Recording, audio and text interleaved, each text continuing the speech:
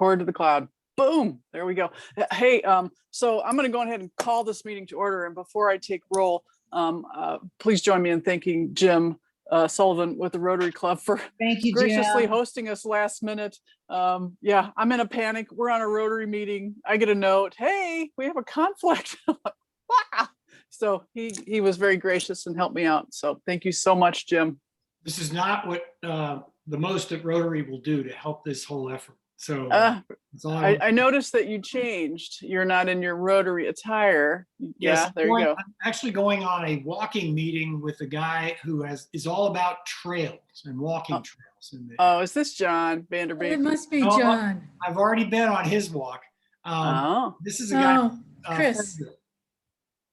Who is it? Chris somebody. I'm meeting him. Chris Clark. Yes. Oh, from the church. All right. From the UCC. Very cool. Yeah. All right. We're going to walk. Yeah. Have a great meeting, everybody. Great to see you. Thank you, Jim. Very Wonderful. good to see You you. rock. Ryan, I see you. And Rana, I have been instructed by Garn to get in touch with you. So if Rana is still on. Yes, She's there somewhere. Yeah. All right. Very cool. All right. Thank you so much. Peace out. All right. Real quick, I'll take the roll. Linda Escott. Yes. Barry Johnson. Here. Kathy North is excused. She's doing a memorial with her family in honor of her mother. So she's excused. Rana Alexander. Here. Demetria Terrian. Here. Daniel DeFranco. Here. Mark Epstein. Here. Patrick Stewart. Here.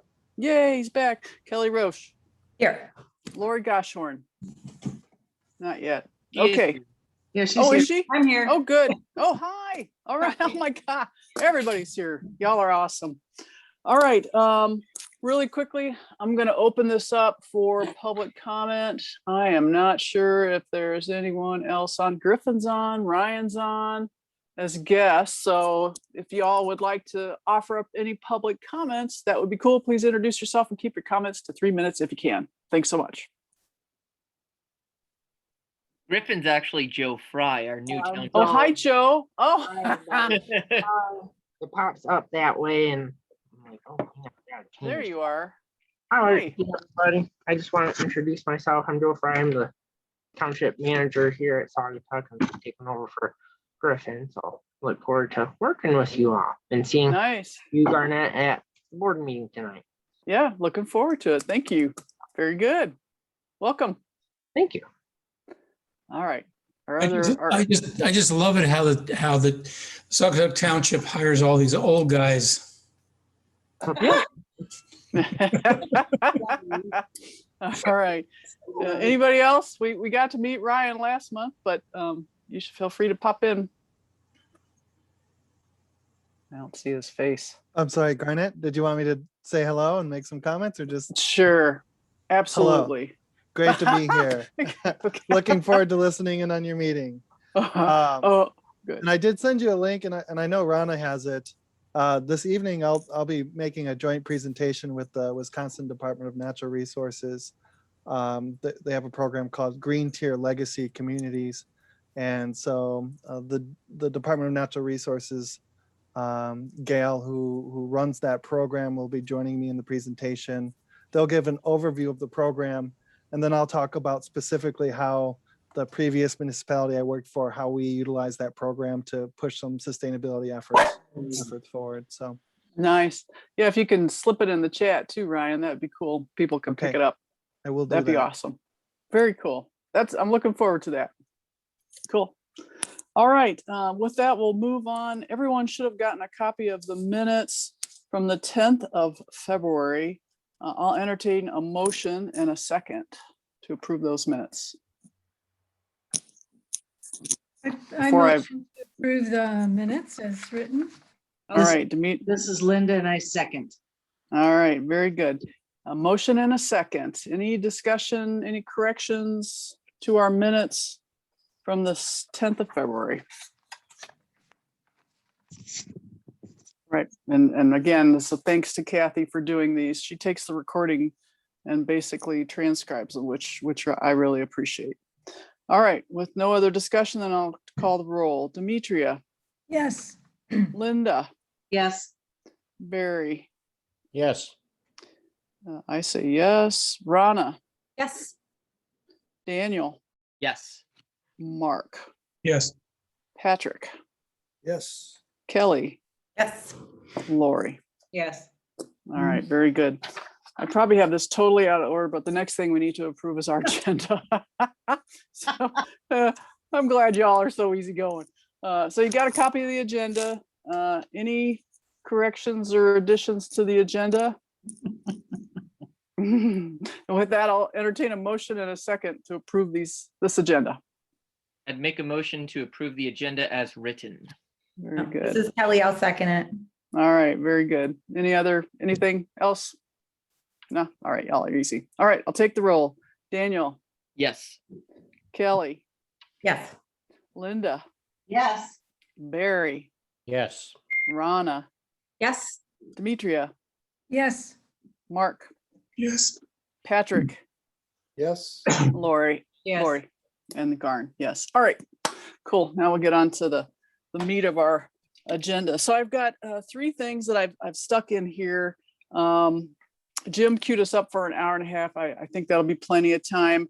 The first thing I wanted to do is have Rana and Daniel. And I don't know if Jim's on, but Rana He's and trying to get Daniel- on right now, Garn. Oh, He okay. had the wrong link, so he'll be on. Oh, I know. Sorry. That's okay.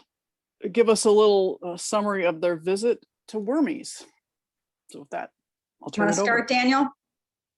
Sure. So yeah, so was it 2 weeks now?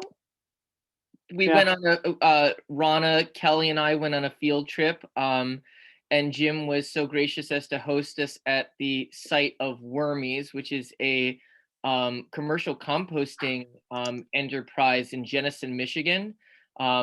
It's kind of interesting. You kind of go through a residential or suburban neighborhood, and you go through behind the houses, and there's this huge field back there, and they have this greenhouse set up and various piles of composting and various states of composting. Kind of the technicalities of it all went over my head. But the enterprise itself is quite fascinating. So they have residential clients, so they pick up from compostable items from residences. They also picked up compostable items from businesses, and they transform that into materials that can be used in farming or agricultural operations. Right now, their biggest clients are growers in the marijuana industry. We learned that apparently the standards for soil and for testing of product are much higher in the marijuana industry than they are in the food industry, which is kind of terrifying. And so they require really clean soil. Something else that I didn't know about this, I kind of thought it was all about the worms, because worms is in the name of the company. But the worms kind of serve a subsidiary purpose. So essentially what the worms do is they create a soil environment that allows for the proliferation of microorganisms. So the idea is to bring life back to the soil. They have a variety of different products. Some of it is soil based. Some of it is pumice stones. I forgot the other thing that Jim's actually working on, but the idea is that they have multiple products to bring back microorganism life to soil, which enables plants to take a break and do what they do, and the microorganisms living in the soil help to prevent pests and other bad things from coming and infecting the plant. So it's a very interesting idea, but that's kind of my gist of it right now. And Jim just joined us, so we have him on board as well. How Kelly, large of a- Rana? Oh, sorry. I just- Demetria, did you have a question? Yeah, how large of an enterprise is the Wormies? Not very large, which is impressive that they're able to handle their load at that time with minimal space. So that was something that just struck me about the enterprise, that it doesn't need that much room to really be in action. So it kind of got my wheels spinning as to, whether we could have something like this in our community, whether or not this is something that could be reproduced in other communities, because it definitely serves a purpose, and it directs quite a bit of waste that would have ended up in the landfill, out of the landfill, and it turns it into a product that, it seems like is in demand and probably could be more in demand as people become more familiar with it. So it's got this kind of, I think it's got a commercial use, but it also has a residential use. But it's very fascinating, the idea that it's just so small, and the idea that they're really kind of developing the technology and the science behind it. And they're still in the process of doing that. So you really do see it as kind of, them being able to share that information. But yeah, it's a small enterprise. It didn't smell at all. It felt actually kind of clean. And yeah, yeah. Cool. Thank you. I would add something. I have some pictures I could share, but that was an exceptional overview, Daniel. So Jim, if you have something to add, or Kelly. Yeah, I mean, all I would say is it was incredibly inspiring to see what would have gone to the landfill, then become this incredible product that's literally taking carbon out of the air when it's used. And just all of the, when Jim talked about regenerative farming and all the, the things that they're trying to move forward with here locally and nationally, as far as, helping climate change, I would really encourage anybody who's interested to take Jim up on an offer to go and see the whole process, because it really was very educational, and you really can't believe kind of the beginning to end process, like Daniel said, can happen all in this small space. So it's really, really helpful to see it from beginning to end. One thing, yeah, go ahead, Barry. I might have missed this early on. Where do they get their material? What is it? Where do they get it? And how does it arrive there? What's the food stream? Where's Jim? Go ahead, Jim. So real quick, just before we open this up for Jim, what I wanted to say is we've already slated for Jim to present to us next April, or not in April. So stay tuned. He probably will have some of this information, but Jim, jump on in. Thank you, appreciate it. Currently, we have just over 300 customers that participate in the curbside pickup. That's a combination of small businesses, but mostly residents, also some schools. So we pick it up mostly in the inner Grand Rapids, like the city of Grand Rapids. And then our farm is out in Jenison currently. Through November, we'll be, or through October, I should say, November 1st, we'll be out of Jenison and hopefully somewhere else. How frequently do you pick up, and what kind of containers do you have people using? Right now we pick up, depends on the business. If it's like a juice bar or something, it's twice a week.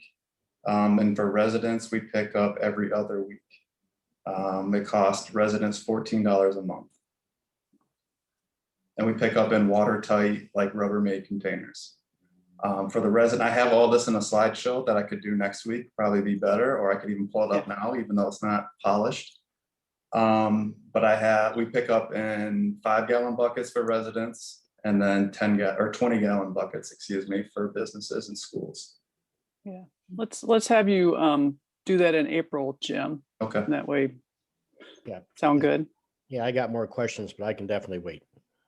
Rana is saying, can I text you a few pictures to share? You are asking me to be technologically more capable than I am at this point in time. If I text it to you or email it, I just have a couple snapshots that might just fill in, like when I think Demetria, you asked how large it was. Well, hold on, let me see if I can make you.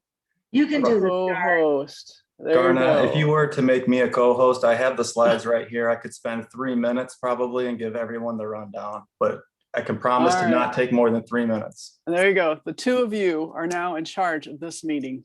So, no pressure. Yours. I can wait till next Jim, month. what do you want to do? No, run with it, baby. Jim, how many square feet? Right now we're in a 5,000 square foot greenhouse. Thank you. So So you Jim, both got if I text you the few pictures that I took, do you want to just share it out on yours?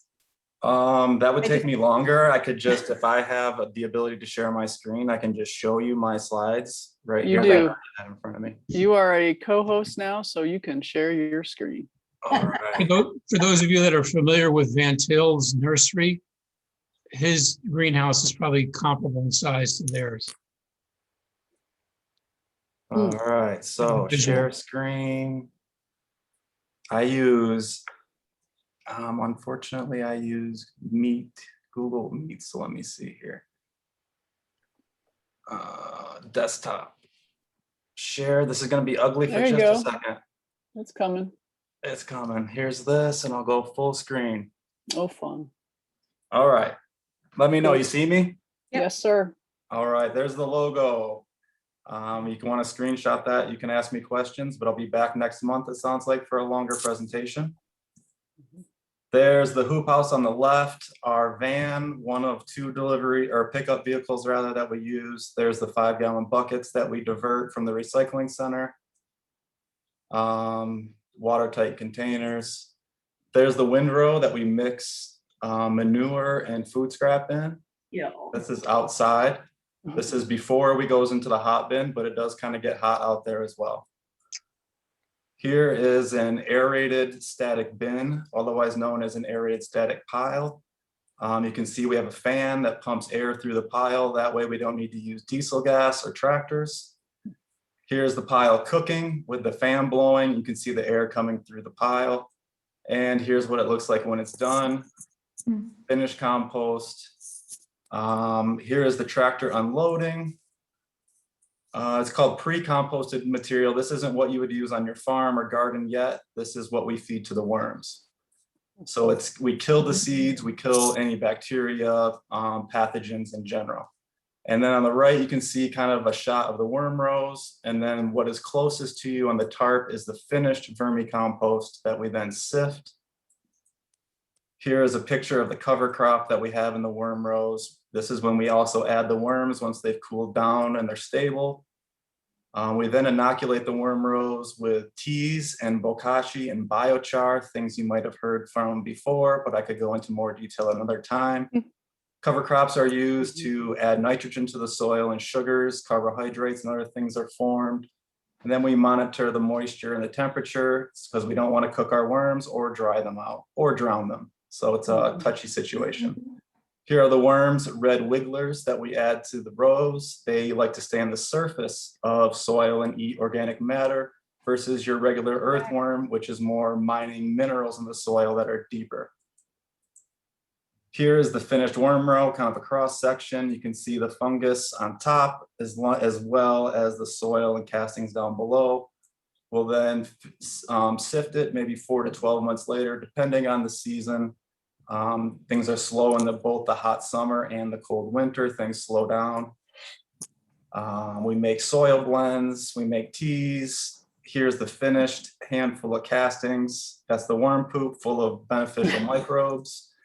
There's the soil bag we sell that people use, either castings, soil mixes, all kinds of garden blends. We have several. And the picture that's hard to see is a bottle of tea. We also do like garden service where we spray from the back of our truck, phosphate-free, phosphorus-free fertilizers. Here is what I'm interested in. This is biochar. Basically, you're trying to extract carbon from organic material and remove it from the carbon cycle. I can get 80% or more. Again, this is getting into things that are a little bit beyond. This is more regenerative farming. That's how I make my char. That is the char mixed with worm castings and something called bokashi. Here is the carbon cycle, what we're trying to do with biochar and sequester carbon. You can see in the right picture about 50% of the carbon that is put in the fuel is then sequestered for up to thousands of years in the soil. Therefore, it's considered a permanent sequestration of carbon. And there's some more, I'm going into case studies and I will step aside and let the meeting continue. Thank you. So, hey, Jim, why don't you put your email address in the chat? Okay. And in preparation for next month, when he presents, will you all throw your questions then to him through his email? Like I had a bunch that started popping in my head. So yeah, that would be cool. Thank you. So the biggest surprise I heard when I saw Rana and Daniel was, it was not as, they thought it would be really, really stinky and it wasn't, which was a nice surprise. It just takes a lot of brown mix, which is like your wood chips and your straw. You keep enough of that in there and you don't have the stink. Plus those aerated bins don't allow stink to really build up from that. It's kind of like a methane bacteria mix we don't allow to happen. All right. And honestly, I've lost a little bit of track here, but Jim and I are working on setting a date in, I think, April, to have him do a pop-up backyard composting workshop. And so more on that as I gratefully move forward on that with him, because I'm very excited. So we're, yeah, so more on that, but I just thought I'd bookmark it for the moment. Great. Very cool. Sounds good. Any other questions for the Wormies crew? The only thing I want to say is, Jim, you just really make kitchen scraps seem awesome. So thank you. Appreciated the tour very, very much. Yeah, it's really nifty if you think about one of the things that we talked about early on last year when we first got together, of trying from the front end to educate folks on how to reduce their waste. And it's nice. I don't know about the rest of you, but it's nice to see us kind of getting there and beginning to investigate and research some things, and maybe, you know, maybe have some possibilities. So thank you all for that. Quick question for Jim. Yeah. Does your website have a list of things that you should not put in a compost pile? For our sake, it does. It's a little bit different than what would be in a backyard. So Yeah, I would residential. probably steer you towards a different list. Okay, thank you. And I would imagine when you do the composting session with Rana later in April, that might be covered, since we're probably going to be talking about household composting. Yes, Is that right? Yes. Cool. So stay tuned. How's that? All right. Excellent. Very, very good. All right. The next thing I have on my list is a Household Hazardous Waste Day. This gets its own kind of discussion. A lot going on. I'm going to actually have Barry, and I gave him a heads up. Barry and I had a conversation through Barry's initiative with Al, who is the manager at Laketown Township, regarding their Household Hazardous Waste Day. And with that, I'll turn it over to Barry. Thank you, Garn. Thanks for sitting in on that, because you will be able to fill in some gaps I probably missed. But Laketown Township also has single hauler contract with Republic. They were a little more ahead of it than I was when I was with Saugus City. In their contract, they actually put in there to have 2 hazardous waste pickups a year. Plus, they also put in their contract, help me out here, I think it was twice a month recycling. And they didn't have that in the household waste in the first year they did it. And it cost them $10,000 to $15,000 for a hazardous waste pickup, because there's a cost associated with it. And so after that, well, they got some assistance on that. There was a grant they got from Rotary, and they put some of their general fund money into it and did it. And then they wrote it into their contract for their next contract with Republic. And what they did there is they surcharged all the customers in Laketown $1 a month for that hazardous waste. So it was built in. And what Al has found out over the last couple of years is that more than covers the expense of doing that. And he's going to actually go back to Republic and say, well, you know, you collected $12,000, $15,000 from our residents. It only cost you 10, and they'll have a true up on that. So good on him. So that's something for Douglas and Saugatuck to think about when we redo our contract. Republic is not licensed for this type of service. They actually subcontract. They used a place called Young Environment. So Republic orchestrates it, but again, they're not licensed to do that. So they do that because you need a DEQ license for the site that you're going to do it at. And so there's a lot of, work to do on that to have that kind of event. And then during the event day, they actually did it at the Grass Cup Transfer Station is what my notes say. I don't know if that was the fire station or not, but they did it off-site. I think that's their drop-off site, right? Republic drop-off site. Okay, could be. Yep. And so that's kind of the long and short of it. It costs money to do it. They were smart enough when they redid their contracts to add it in. Of course, the residents pay, and Al's paying attention, and he's going to come back to them for a little relief because they're collecting more than they need. And so that's something certainly for Saugatuck and Douglas, who have contracts with Republic, to talk about for their next one.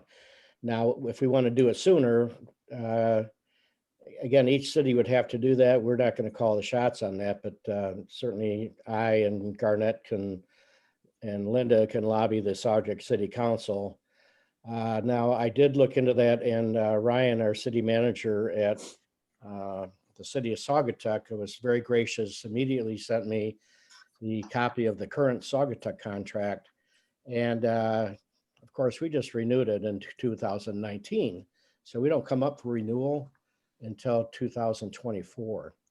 So we have to do the city of Saugatuck would have to amend their contract with Republic to add any additional services, which will cost the people.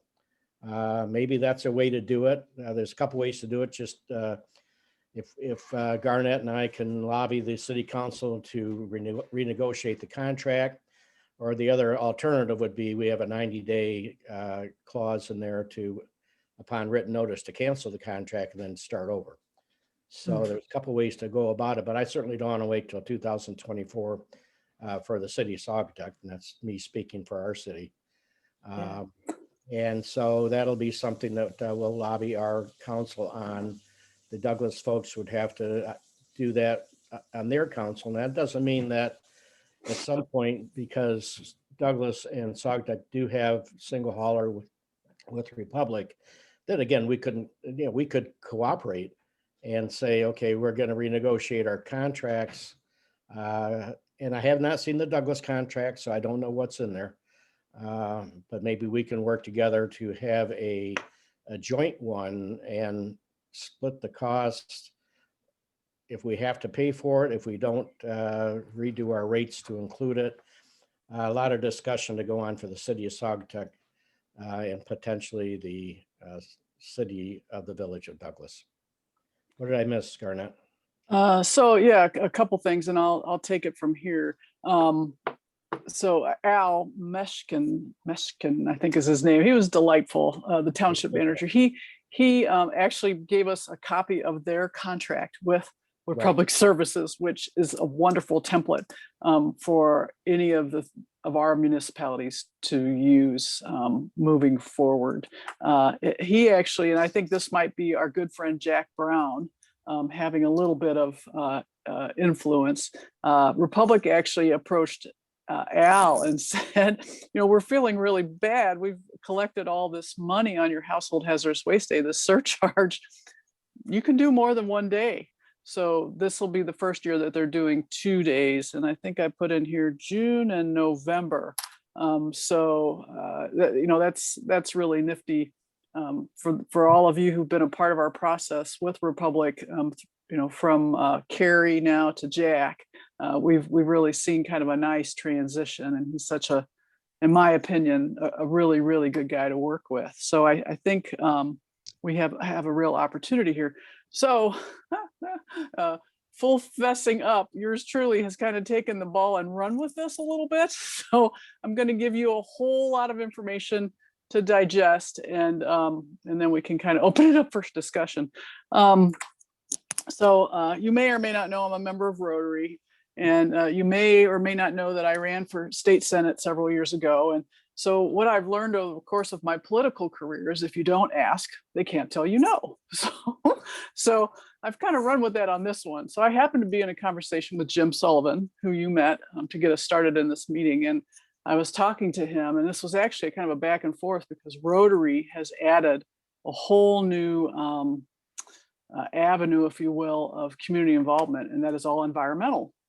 And so Jim and I were kind of, chatting back and forth about the opportunities for Rotary, and it's like, ding, ding, ding, ding, ding.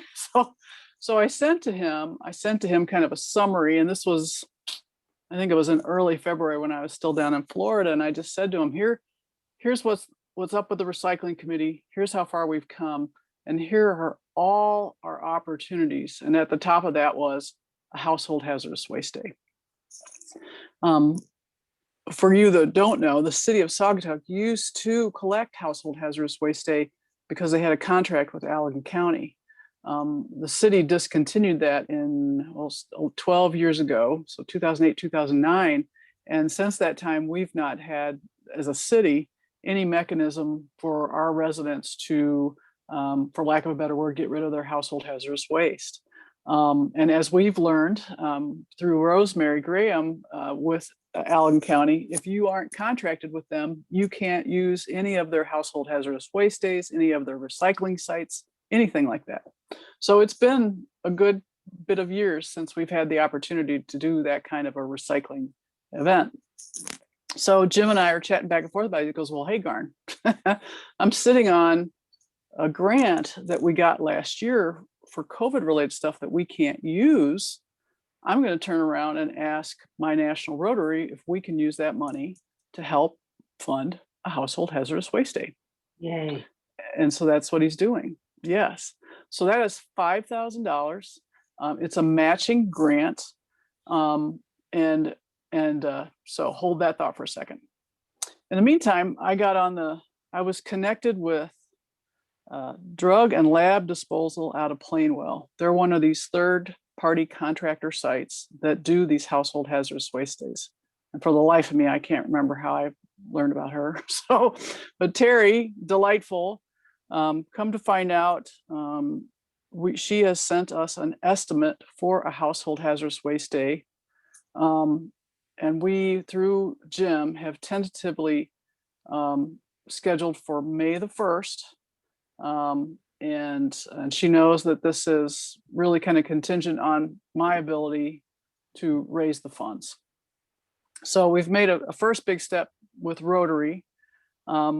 Starting this evening, I am approaching each municipality at their meetings and sending them an ask, a request, if you will, to help to give a little bit for that type of a household hazardous waste day.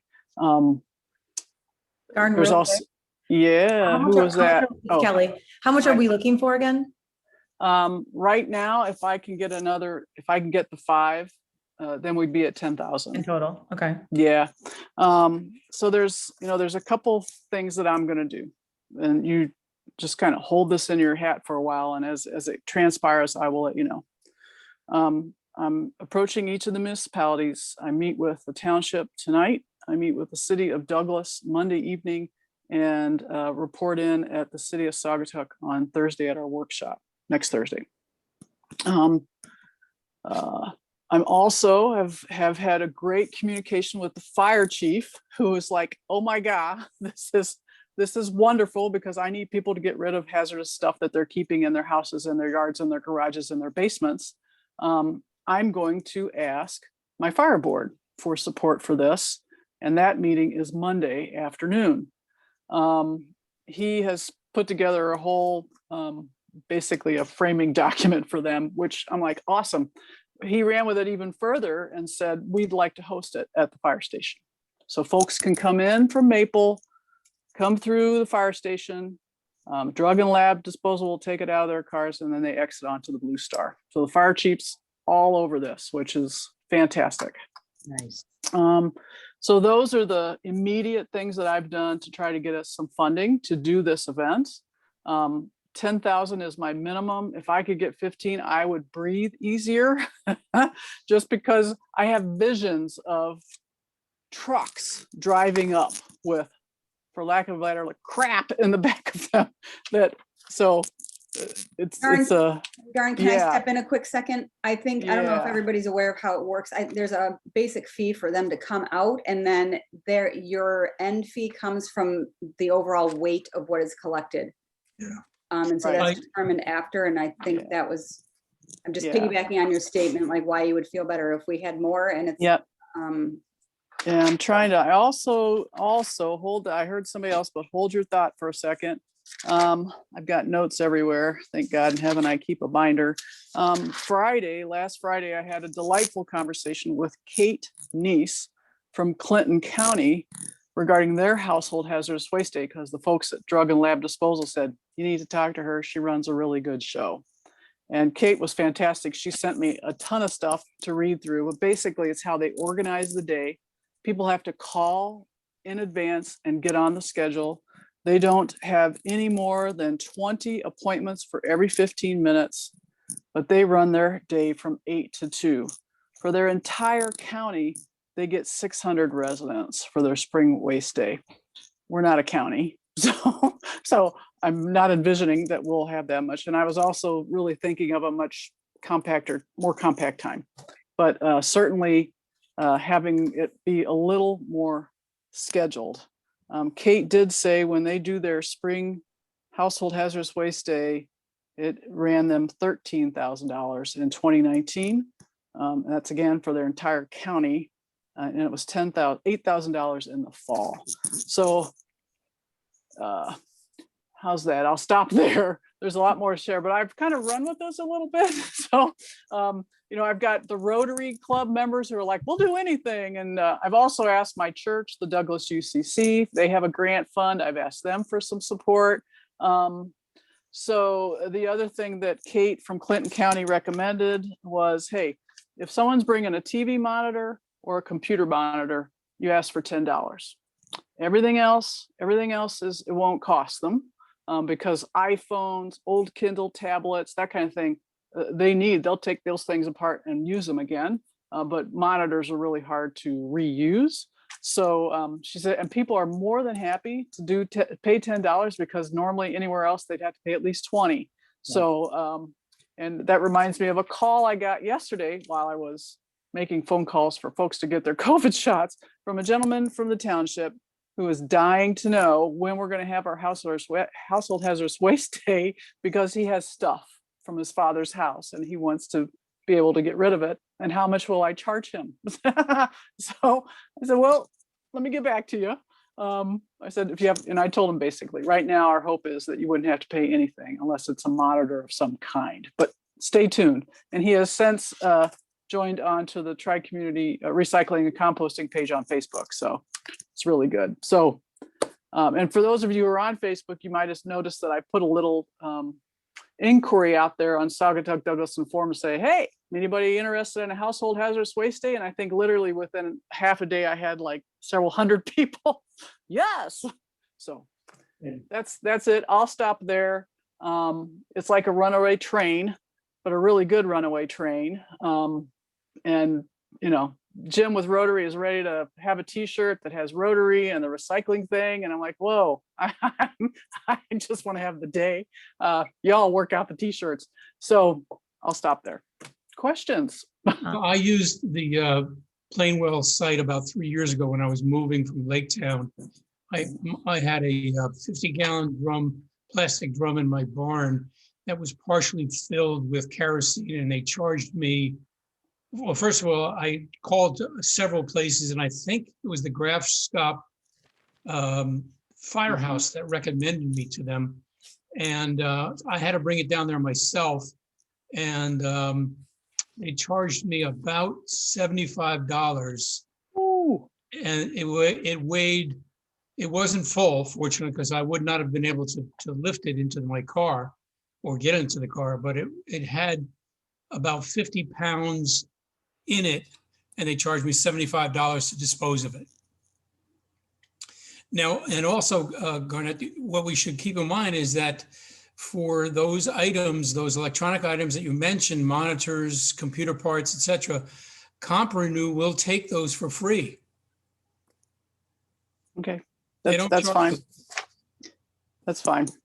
I'm Hey. saying, as you know, another resource that people can use. Yeah, and that's fine. And we can get to that point if we want to refer folks to do that. I will. Yeah. I will tell you, just living here in my little condo complex, the number of times that we've had to tell people who've left their TV out at the dumpsters. Right. Can't do You it. cannot do that. And they don't want to, even though Holland's like, I mean, right there, they don't want to do it. So regardless, this gentleman who called me yesterday, I think his father had paints and stuff downstairs in his Oh, yeah, basement. that's- It's like, yeah, I need to get rid of this. So anyway, other questions? Hey, Yeah, Garnet, Kelly, go. Yeah. does this include staff that would be coming, or do we need to put this on our calendars where we need to help staff this? Well, yeah, there's two answers to that question, kind of yes and no. We'll need volunteers. We will need to volunteer. The drug and lab disposal do not want us touching anything. They will, number one, they don't want people getting out of the car with COVID or vehicle. They say, don't get out of your car. Number two, they will bring enough staff who will unload and separate items. She's been very, very clear about that. Where we will need volunteers is logistically when people come in, when they're done. I mean, and I think what'll happen is our little subcommittee will really have to kind of take it from here and start to organize this day with a couple of folks from the Rotary Club and anybody else who ends up donating, so to speak. Rana and I have talked about using that opportunity to actually survey folks as they come in. Are you willing to pay $1 surcharge for a household hazardous waste day from here? You know, just a couple of questions to ask them while they're waiting to go through that line. So there's a couple of things that I think we can do. So the answer to your question is yes and no. Yes, not to touch items. No, not to touch items, but yes, to kind of logistically help manage the whole day. Yeah, and you said tentatively May 1st. Did I hear you say that? Tentatively May Day. Yeah. Barry, I saw your hand. And I know folks, I don't see everybody's screen, so you know how I am. Just pop in if you got something to say. Go for it, Barry. Thank you. Thank you, Garnett. So I think you're envisioning this, these are unbudgeted activities. I know the city of Saugatuck did not budget anything for hazardous waste pickup day. I suspect Douglas did not. And I can almost feel very secure the township did not. So these are unbudgeted expenses, but are you envisioning who will participate? And the participation people will be, I'm assuming, the people from the communities that funded the activity. As Al said, and you can guess, when you show up on those days, you got to have ID to prove that you live in the municipality that funded it. So that would be kind of a shakeout there. So you're very close to May 1st, asking the municipalities to dive into their general fund and rebudget for that. You've got your work cut out for you. Yeah, but there's no challenge that I can't handle. I know. So, I'm there. I will speak during public comment to support you. Yeah, and we won't get into it too much here. It might be one thing if I was asking for $20,000 for holiday lights, but I'm not. I'm asking probably all told for probably $2,000 from each one. So, and each municipality has a different way of kind of looking at this, and I will. Luckily, this will be, I think, the third or fourth time that I'm visiting with each municipality. Yeah, it'd be great if they could help out. If not, we'll figure out a way to do this. So now the contingency is that the final fee is based on the weight of things that they haul out.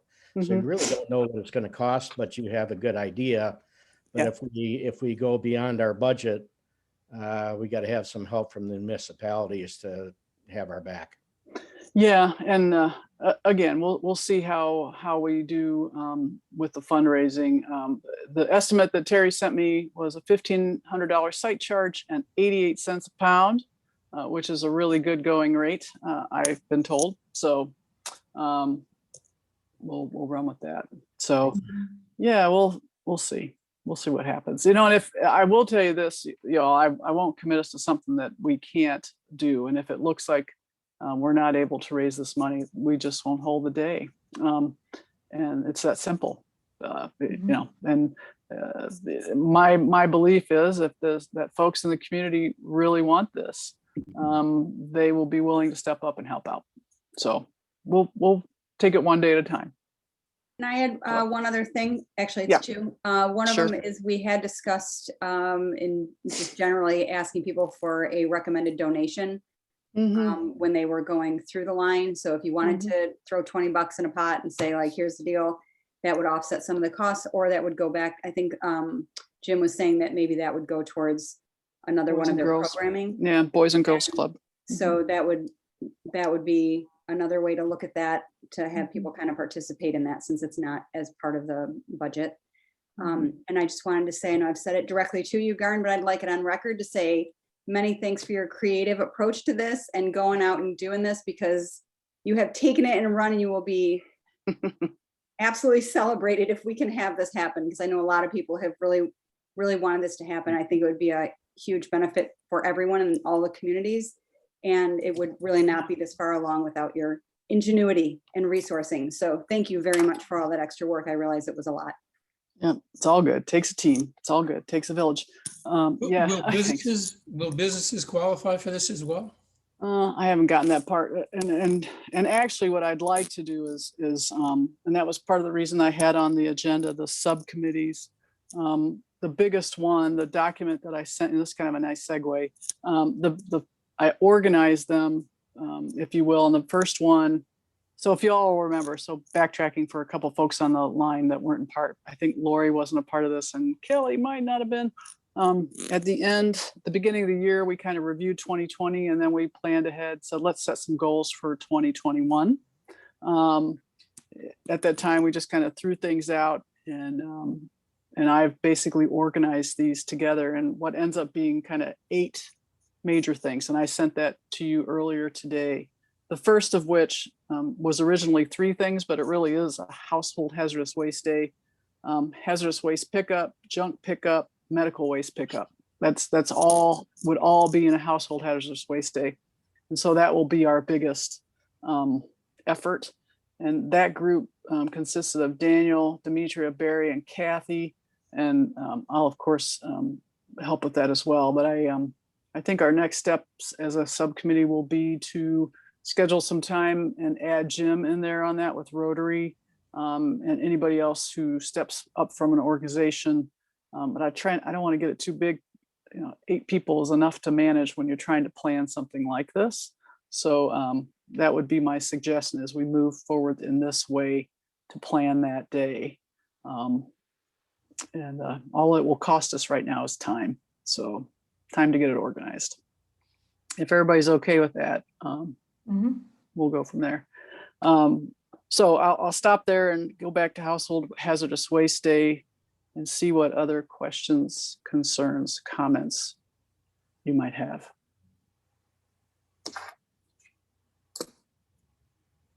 I don't see everybody, so if there's anything you want to add. Crickets. Okay.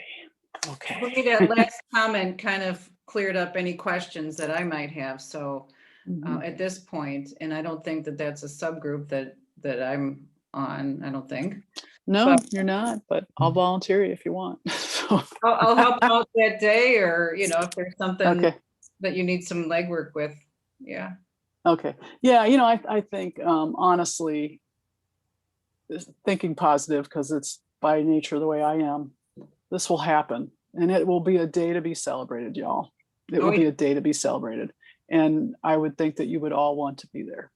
It will be a good day. So, and I told Rana and Daniel afterwards, I'm going to find a place that has adult beverages, and anyone who wants to have an adult beverage with me can do so. So I'm there.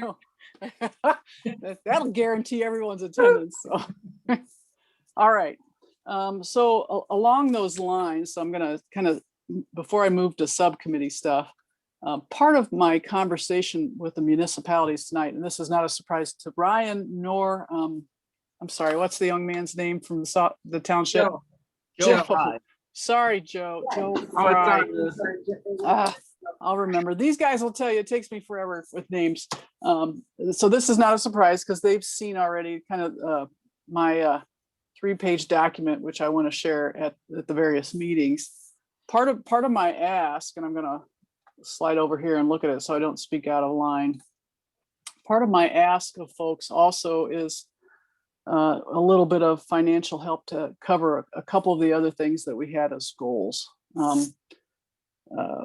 Rana has graciously agreed to, so we wanted to do a mailer. We wanted to do a one-off mailer, if you all will recall, a one-off mailer, a postcard to each household in the 3 communities, basically the back to basics.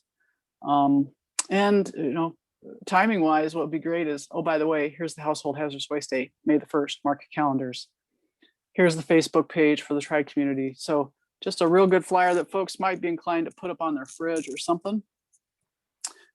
So a small ask to each municipality, a couple $100. And then the battery buckets, if you'll recall, part of what created this whole monster, which is now the Household Hazardous Waste Day, started with battery collections. Barry, so where's your bucket? Show us your bucket. These guys. So this all started with the battery collection. Well, if we have a really successful Household Hazardous Waste Day, we can then, after that, put out these buckets at each office location, each city or town hall office, township office, and not be overwhelmed with people bringing like every battery they've been collecting for the last 10 years.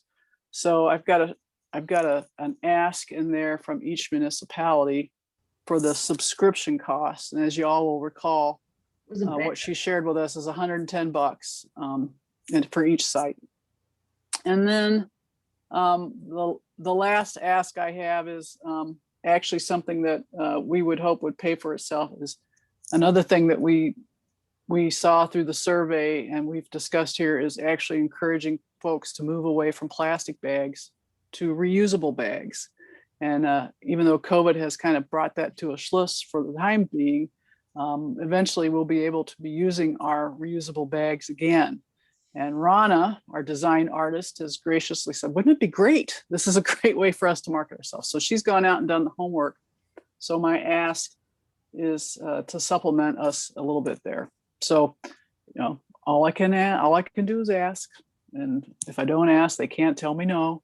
So those are kind of in the works. So if you head back to my little subcommittee 2021 goals, so Household Hazardous Waste Day, that was the first one. Battery recycling, I think will be as a result of that. The third thing we have is the recycling audit, which Barry and Rana started meeting on. Ken Freestone is, yep, I see your hand real quick. Ken Freestone is going to come in April and attend our meeting. So I'll give Ken the first little bit and I'll give Jim the last little bit. But Ken is going to take us back through what he did with the city of Holland for their audit so that we can really, you know, now we're moving from just hearing about it to actually considering doing one ourselves.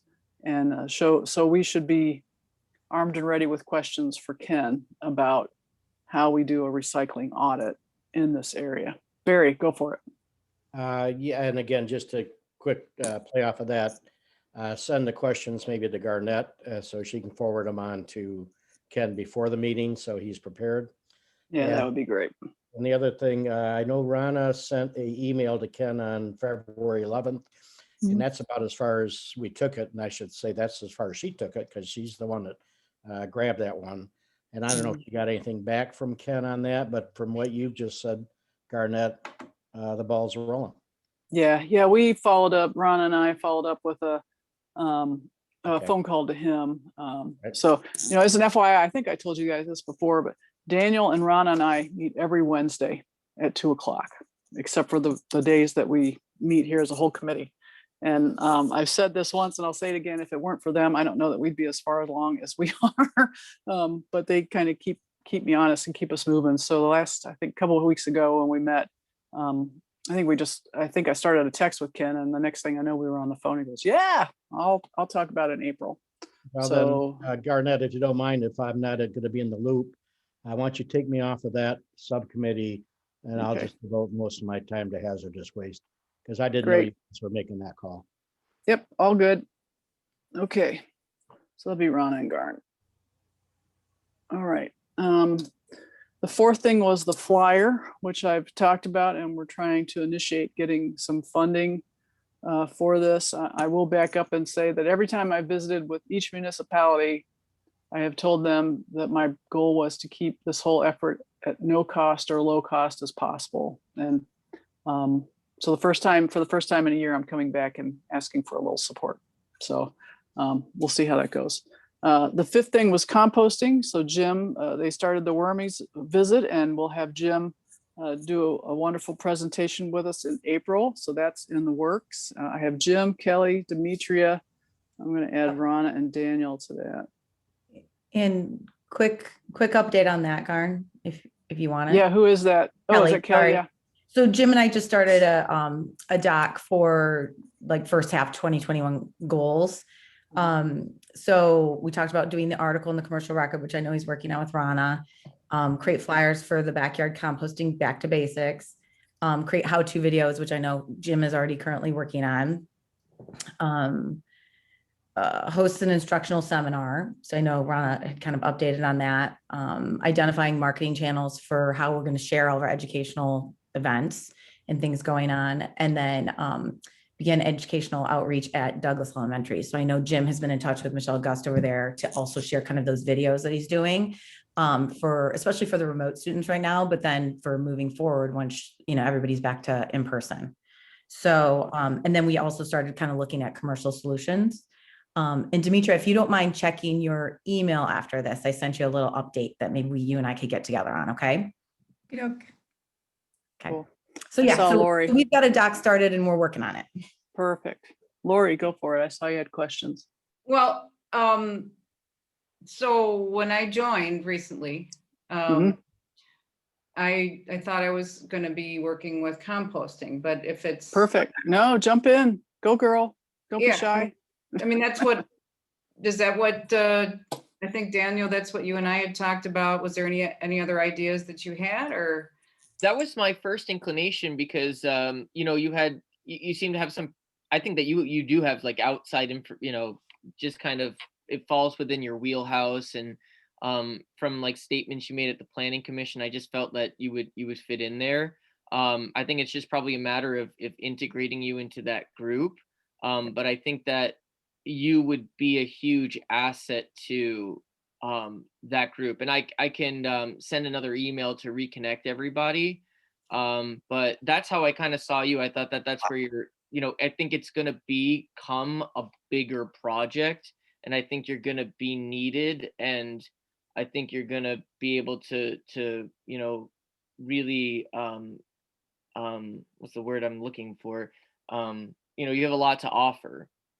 So Well, so jump in there. No pressure. We're happy to include you, Lori. So Yeah. All right. And I didn't know if it was getting unwieldy or if there were areas that weren't properly represented, because no, it's all good. I know you're relatively new to the crew, but you'll figure out real soon that you get to keep me honest, just like the rest of them. So, it's all good. Jump in. It's All right. perfect. You're all good. Good, thanks. Okay. The sixth thing on that document was a group buy. This is something that Rana, her daughter Lucy, and my business partner Elizabeth and I are working on, trying to get started with the business owners. So stay tuned. Some of that was initiated with the social districts that we've started downtown in the city of Saugatuck. So that's a kind of a work in progress. Can you? The FA, oh, go ahead. Sorry. I'm sorry. Can you talk a little bit about what what the goal of the group buy is, since I missed that? Yeah, so a couple things, especially from business owners. So number one, with COVID, you probably noticed that there was quite a bit more trash as a result of takeout from the restaurants last summer. So there's been a huge amount of trash that has been produced with COVID, but then just in general, I'll use Isabel's as an example. From the minute that we started buying cups, plates, utensils, those are all compostable items. They're a little more expensive, but it's our commitment to try to do what we can to keep that, to not be putting more plastic into the trash. There are several businesses in our 3 communities who would like to do that, but it's individually, it can be very expensive. But if you begin to figure out a way to buy these products in bulk, it's much more affordable. So trying to find, Lori, how to best do that in a way that works for all the businesses, of course, is a bit of a challenge and takes a little bit of work, but it's been initiated. So that's about the best I can describe it. That's excellent. Thank you. Yeah, I think if you were to talk to a business owner just one-off, they would tell you they would love to figure out a way to decrease their plastics and do what they can.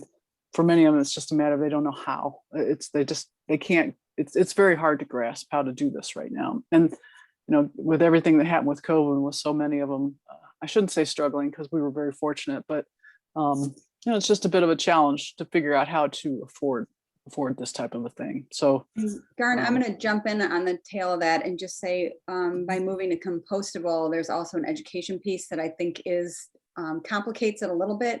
And that is the compostable material is not recyclable. And so there's that piece where if people are transitioning to compostable, it still goes in the trash, which in some ways minimizes the amount of contamination, because if people are taking a cup that can be recycled and putting it with juice or a drink or food in it and putting it in a recycled container, it's contaminating the load. So it actually streamlines the process, but the problem comes in is educating people that because it looks like plastic, but it's plant-based versus you have plastic that is petroleum-based. The plant-based basically will contaminate the recycling load. So there's an education piece that goes along with that. But since there are no recycle bins in any of our downtowns, it does streamline that process considerably. So has there been any conversation about either setting up within the restaurants themselves, a place to put compostable containers and then separated from other things? Or has there been any conversation about any kind of recycling pickup or bins around Saugatuck or anything? I think I can speak for Jim, because he and I have talked about this a little bit. They're having to move their facility to a new location. And once that happens, their hope is that they will be able to have kind of expand their operation a little bit and be able to pick up in our area. And it kind of depends how the move goes. When that happens, then there will be a more likelihood of having a local compost either pick up or drop off. And in that case, that becomes very viable. So we're starting with the backyard composting, but then want to move more so that the restaurants can then participate in it. Because as Garn would tell you, people locally who are picking up the food scraps get overwhelmed very quickly because there are so many of them and there's only so many pigs and chickens around. So we do our part here in picking up scraps from there for our chickens and gardens, but it does seem like it's within eyesight. So that part's very exciting. And as far as the compostable piece, they're not backyard compostable anyways, if people use the compostable cups and things like that. But there are places that will pick them up for event days. So for like 4th of July weekend or for Venetian Festival, they will come for the weekend and do pickups in that respect. But first, people have to use it, like order them and use them as their takeouts in order for them to be there. But longer term, it would be an awesome goal to have. Yeah, and I would love to get us to the point where we could have not just trash cans, but recyclable bins around in town as well. And that's a long-term goal. I don't know how to get there. That's I don't know how to get there. And Ryan might have some thoughts. He's smiling. I don't know how to get there. I know that's what you get for being on the call. So I mean, I think, yeah. So we have so much to do. Okay, I'm going to keep going on. Our 7th item on goals was an FAQ piece, and I know Daniel sent something today, just a little bit ago, to take a look at. Yeah, I've been kind of sitting on this for a while. So my whole idea in pitching this would be to, was kind of all of us collaborate, and I think I kind of got overwhelmed with it. So what I did, I created a series of questions. Most of them fall into a general recycling category, but I do imagine this piece is developing. So I proposed 2 additional categories other than general recycling. One's composting, the other one's household hazardous waste. If you all have other ideas about categories, perhaps another one would be commercial recycling and composting or something like that. But I have a list of general questions. It's accessible to everybody. If there's a question that you think should be on there, go ahead and add it. If you have an answer to an existing question that's on there, go ahead and put your answer in. I'm just asking that nobody delete anything, because we can just go back through it later. And if you delete it, I don't know if you delete it and something's lost, but let's just get whatever we can on there. And then once it gets to a point where it's pretty filled out, I can kind of go through and edit and show you all, and we can find a place for it to live, whether it's on Facebook or it's on some of the municipal websites. Cool. Hey, Daniel, it's Kelly. Hi, Kelly. Real quick, hi. So I haven't had a chance to look at your FAQ yet. Is it intended to be housing all of the resources that we're finding as we're kind of investigating different places where we can properly recycle and in the area, or is that a different doc? I think it should. I think that in the answers, if we can point people to other resources, that we should use that opportunity. Part of my model is the Kent County's frequently asked questions page. And in their answers, they do have additional resources in the answer section. So if we can integrate that in, I think that's a good idea. If we want to pull them all out and categorize them, I think that that's something that we can do too. I never think it's a bad idea to be redundant about that kind of thing, because people may not necessarily find it in the question, but they may find it in the list, or they may not, may not look at the list, but find it in the question. So Agreed. if we can integrate that into the answers, I think that would be ideal. Okay. Does somebody already have that with all these discussions and notes that we've been taking? Is that combined somewhere of, all the resources Ken has shared and things of that nature, or no? Yeah. I started compiling it on my end, so I can get that to you, Daniel. And it's not all of them, I'm sure, but it is, as I've been going, I've just been copy pasting into a document. So I can shoot that over to you. Okay, that sounds good. Thanks. Cool. All right, and then the last thing that we had on here was helping the township get to a single hauler contract. And I know that discussion has begun, and we'll continue to move forward with the change in the township makeup. I think the likelihood of that happening, I think, is more likely than not. So we'll wish them all the very best. All right. So that was the review and action plan. For those of you whose names are on the Household Hazardous Waste Day, stay tuned. I'm going to send out an invite for a follow-up kind of beginning discussion on this. Everybody's welcome. Obviously, I never exclude anybody from these things, but to kind of help get down to the nitty-gritty of what that day will actually look like from start to finish, we'll begin that process of planning it. Okay. All right, next steps. I had a couple things I wrote here on my notes. So I told you about Ken Freestone in April and Jim in April. So that I think will take up a good chunk of our meeting in April. I told you about the meetings with each municipality and the Saugatuck Fire Department.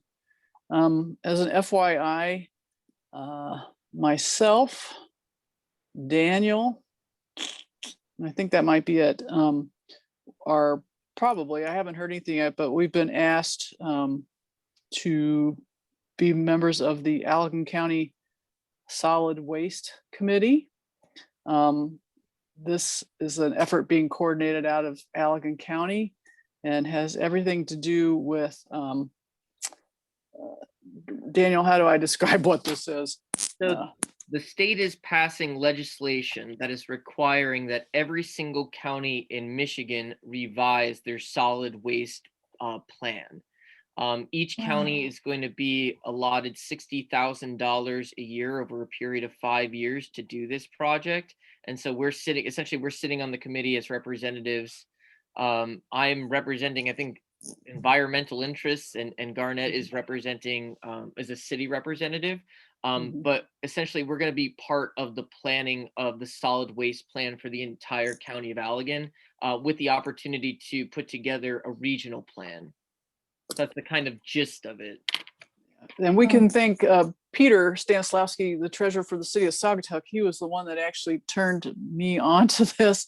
He must have gotten the notice from Rosemary Graham from Allegan County and forwarded it on to me, and I shot it out to some folks. Part of my reason for really wanting to have not just myself, but each of our municipalities represented is, number one, Rosemary is extremely complimentary of what we've done so far with this committee.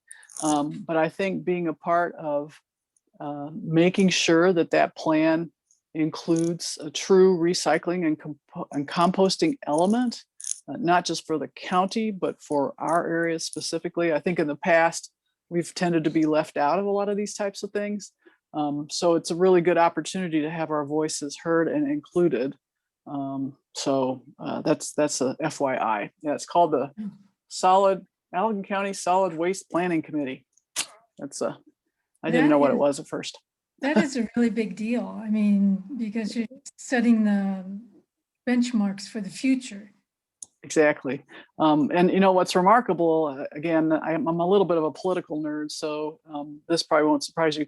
There's a lot of monies written into this latest American Rescue Plan that's just passed the House again today, and will be signed probably by the president by Friday. There's actually a significant amount of money in there specifically for environmental efforts such as recycling. And I anticipate that as a state, we might really have some really neat opportunities for funding and support coming through Eagle that we can all apply for. COVID bill, I'm sorry. COVID bill that they're passing. Yeah, I've learned. I kept calling it the CARES Act, and it's the ARP, American Rescue Plan. Is that what it's called? I was just called the COVID plan. Okay, good. Yeah, I know. It's the rescue plan. Okay. So that's. I think there's some really, I think for us as a crew, I think the timing, and again, I'm going to thank Barry and Linda. The timing of this group getting started and where we are now, I think we are uniquely positioned to be a part of some really cool things. Really cool things. And that's kind of cool. It's kind of exciting. I get all geeked out. So, lastly, yeah, I know it's the little things. Lastly, I'm working on that the article for the commercial record for next week, and it's basically going to be a meet the committee. So I appreciate the sentence that you sent me. They'll be in tonight. Okay. Thank you, Linda. You're wonderful. Again, Scott Sullivan with the commercial record has been fantastic in every second week. Our article is there, and he's wonderful. Rana has really been the main lead on this, which I really appreciate. So, we've got articles queued up, I think, all year long, which is really kind of cool. So this one, I'll add, where you're from, which municipality you represent, kind of your descriptor of why you're involved in the committee. But I didn't ask for pictures, so nobody will know As an your face. aside, if anybody has ideas for articles, or I do have a list of them through fall, but we're kind of moving them around as things happen. So the idea is like assuming the hazardous waste day comes up and it ends up working, then there will be an article about that. So they're getting moved around. So if you happen to have an idea for an article, please shoot me an email. And like if we'll be talking about composting, Jim's going to do that one, and we're hoping to run that one a couple weeks before that pop-up community event. So anyways, if you have ideas, just shoot me an email. Great. And Thank you. Garn, I'd like to be on that committee with the hazardous waste day. Okay, I'll add your name. Thank you. Linda. And Rana, if you want some help with the flyer, I'm not good with technology, but I'm a good person to shoot ideas back and forth and. Okay, thank you. Okay, appreciate that, Linda. Perfect. All right. With that, I'm going to open it up for public comments. I have one last Oh, remark, Garn. Yeah. Jim mentioned this, but I think it's more urgent than he let on, that WORMIES is going to lose their location. Yeah. They have, I mean, the technology that they've developed is just so impressive, and the variety of products that they've developed and how versatile they are. And so if you know of somebody who has, it's not that big of a space they need, but if you know somebody that has, some acreage that has access to electricity and water, just a well, they really need your help. I am trying to connect, I'm in the process of connecting Jim Yost with Jim Gonzalez, who's the owner of Modalis Winery in Fenville. Jim Gonzalez seems very interested by the prospect of them moving onto his site. Not only because he likes what they're doing, but the idea that that could be part of their tourism and people visiting the winery. So I'm hoping something comes out of that. And if it does, I think that that's a resource that we can really begin to develop, especially if we want to have like a commercial composting program in Saugatuck area, or a residential composting program. So just keep it in mind, if you know of somebody who has space, access to water, and access to electricity, that WORMIES is really interested in speaking with them. Got it. Go ahead, Barry. Yeah, on that point, and Ryan can probably give us insight. I would assume there's some zoning issues with wherever they may go. It would have to be part of the zoning. That'd probably be true, right, Ryan? There's always a rule for something, Barry. Yeah. That's Well, what they're we're probably good at. They're probably zoned agriculture or light industry.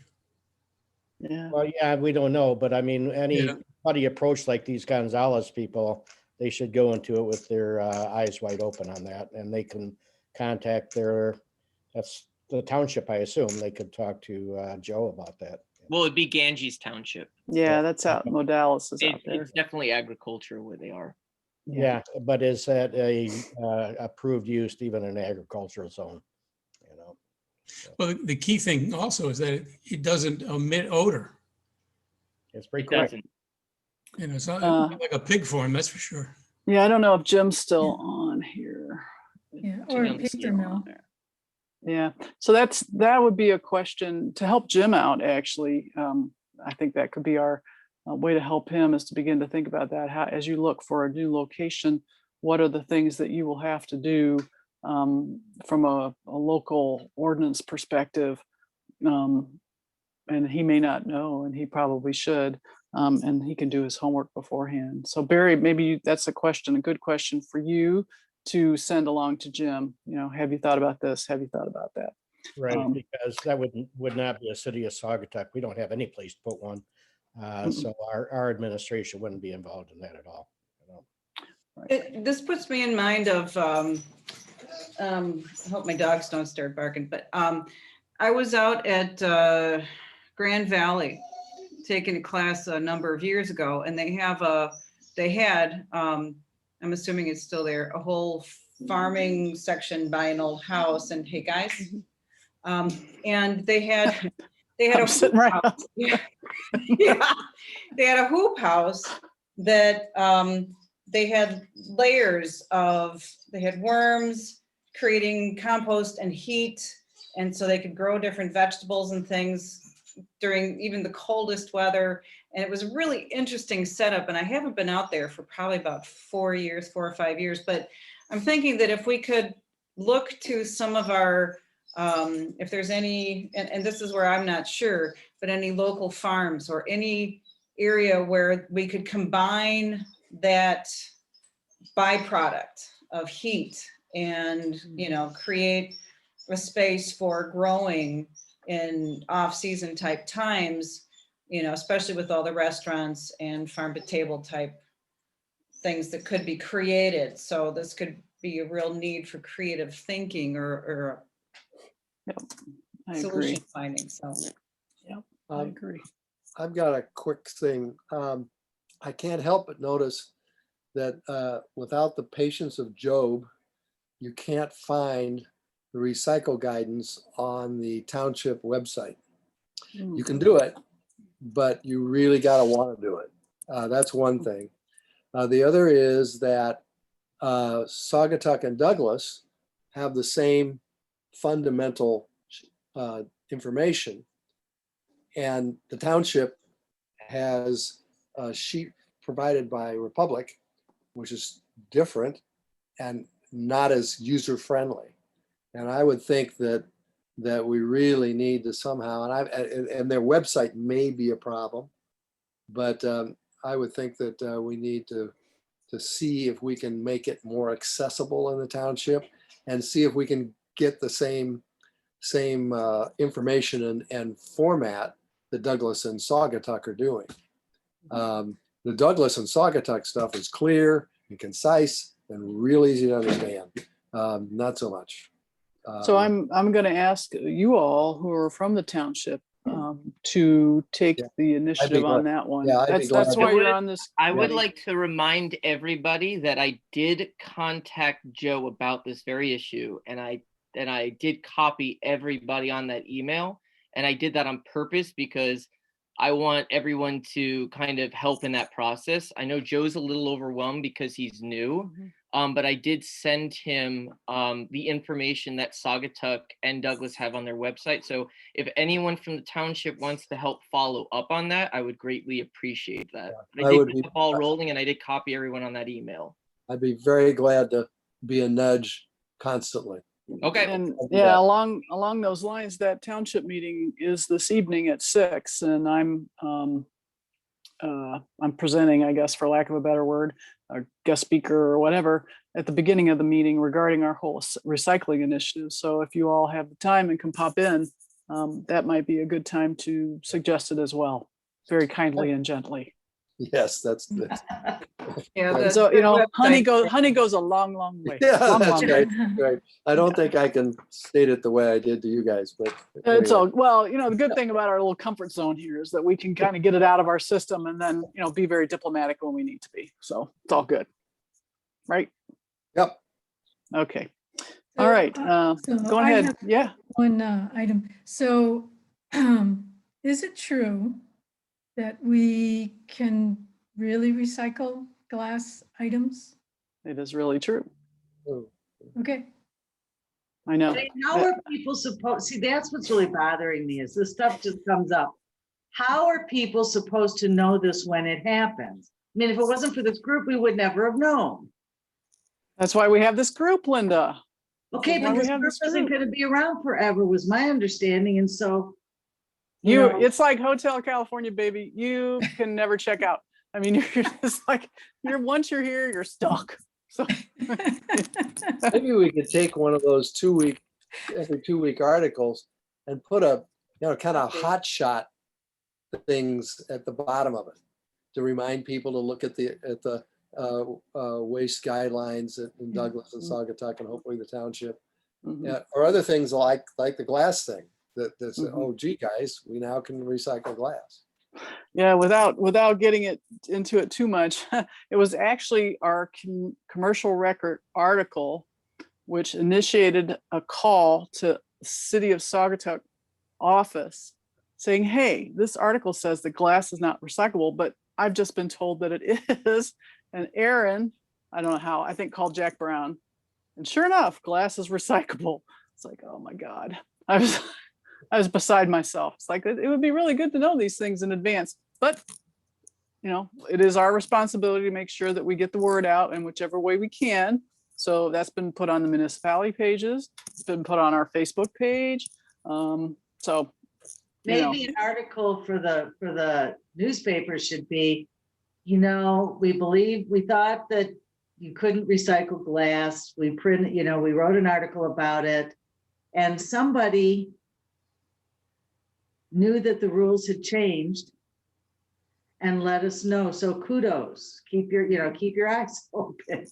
And it would be really nice if Republic took it upon themselves to send out a written notification to their customers saying, here's what you can do. Now, y'all. But they're not going to do that because that's postage, and postage is money, and they're not going to spend the money.